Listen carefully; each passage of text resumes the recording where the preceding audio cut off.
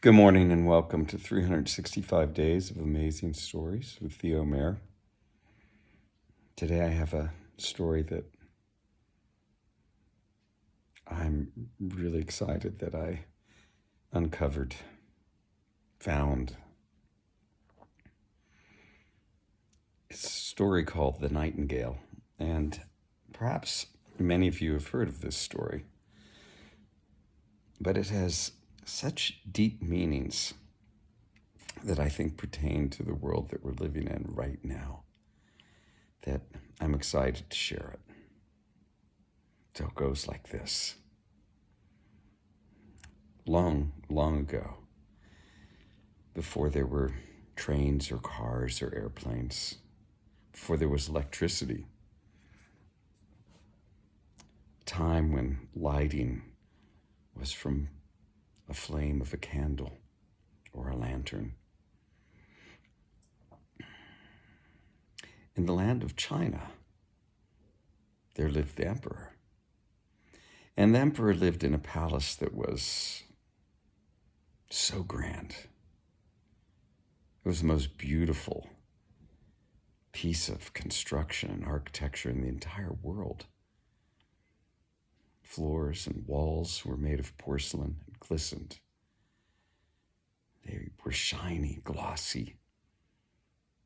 And one had to be careful how you moved around in the palace because things were, in fact, somewhat delicate.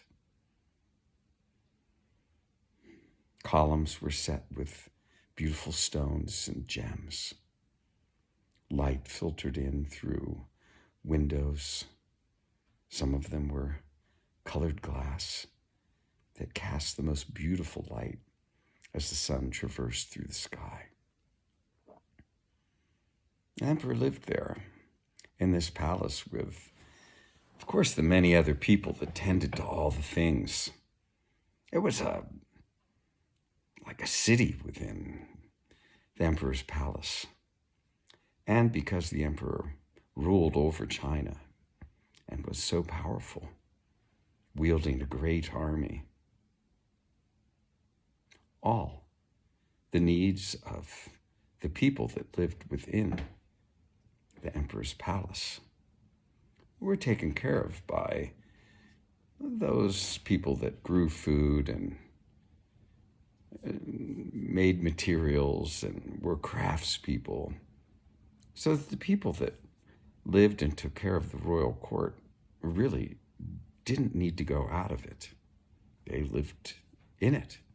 Just like people today live within a city, having their needs taken care of by other people, other systems, electricity coming in through wires that's generated far away by power plants or wind or solar if we're lucky, or nuclear or coal, water that comes from who knows where.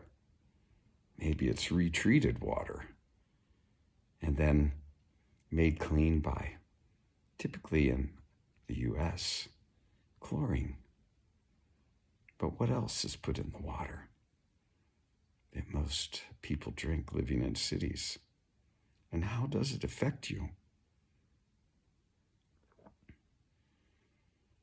Food comes in trucks. Restaurants are everywhere.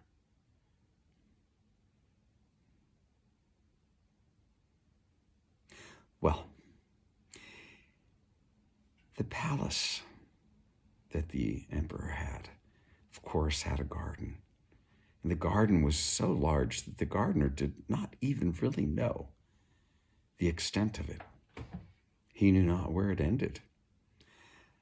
But it did come to a forest of huge and beautiful trees that gently sloped down to a gentle sea.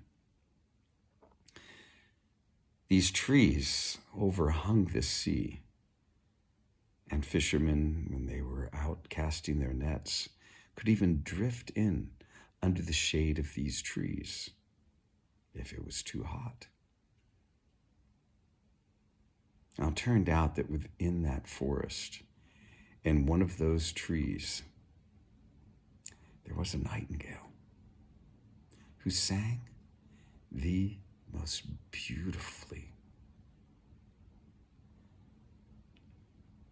Any who heard her sing could not but stop and listen. Her melodies were unique, her tones crisp and clear,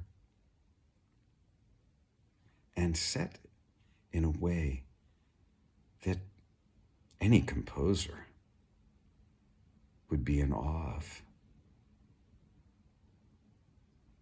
When the fishermen would hear her sing, they would stop what they were doing. "Oh, how beautiful," they would say. But they would not just say it the first time they would hear her sing. They would not just stop once. They would stop every time they heard her. And they would be astonished in the same way. And we will leave our story here for the moment.